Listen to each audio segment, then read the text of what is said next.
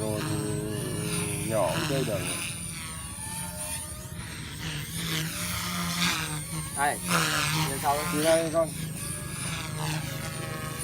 lên cho em đằng sau kìa. Không được vào đây nhá. Nguy hiểm lắm. Nguy hiểm lắm. Bay cái này chưa? Em chưa, em bu bờ rồi.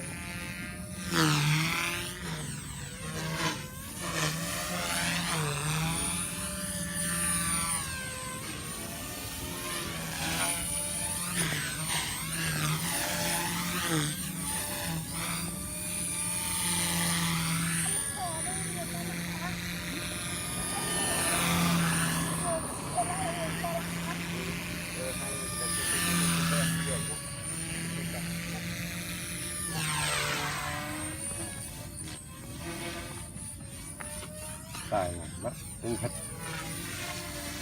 Chịu.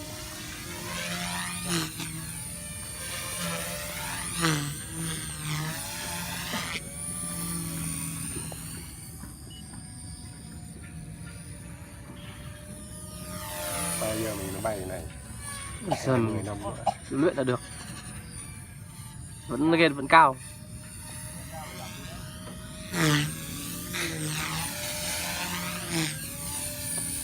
Ông ơi!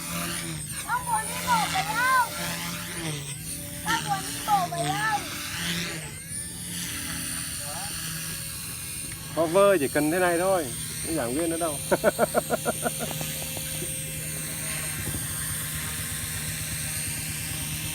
Cần hết đây nhá.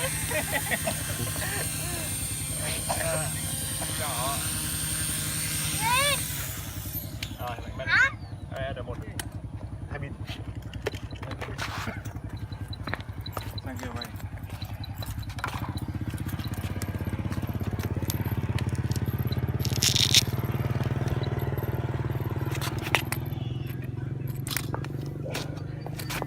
Ở đây xem.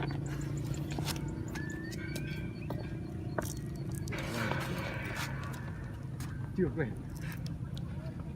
Vẫn ở nhà như kiểu xác định ra. Khác, phải ra thì khác.